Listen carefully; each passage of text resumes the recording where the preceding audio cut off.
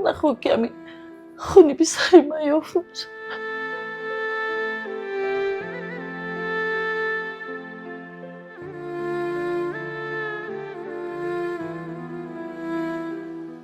خدا جان کنیا با جروش زنگ زنم. علی جان بود، جمشید بود.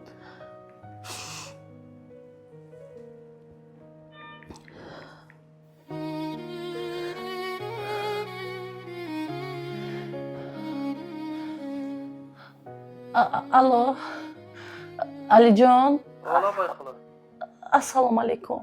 و علیکم سلام. علی جان جانم شوی. دلیل جان صدمه کرده. وضعیتش بیزیبه بچم. خون در کوره. گروهی خونش 4 بوده. خونی کمیاب.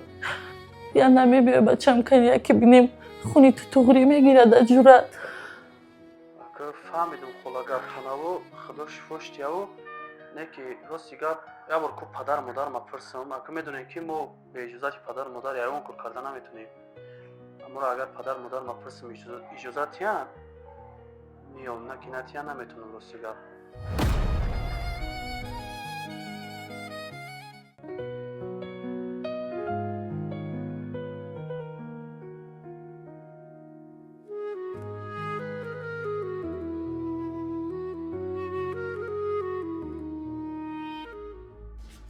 همش نرم میشه، همش خوب میشه.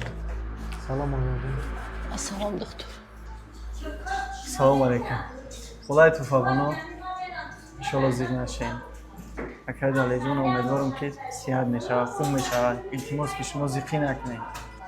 ما تو کثافت به پای قدم نگفتم که ایدم پسری من نگردم.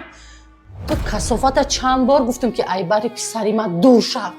کثافتی تو رسید پسری من به صدمه دوچار شد. پای قدم شومی تو بود پسری من به صدمه دوچار شد. کثافت کجایی که پاچت ماندی کثافتی تو به همونجا رسید. فهمیدی؟ تو حالا کثافت دمدمی پسری من میگردی. مادر عزیز شما در جستجوی خون بودین؟ دکتر جون وضعیت سلامتی بیمار چه خیلی برای میخوانم که مادر برادر میشه و رفیق میشه. وضعیت بیمار دلیر جان بنیاد وزنین است. ما باید فوراً جراحی کنیم تعجیلاً و ما مقدار خون لازمه دادر جان. ما همه کوشش های رساندیم، کوشش های یاری اولین درجه رساندیم، اما خون هم چک کردیم، اما تلفات خونش از 2-2.5 لیتر زیاد است. ما میتونیم که خون چک کنیم. فیلمی مذکور دوام دارد. برای دوامش لطفاً در کانال подписаться کنید، در نهار یک دانه لایک بذارید و در کامنتарیا دوام نویسید.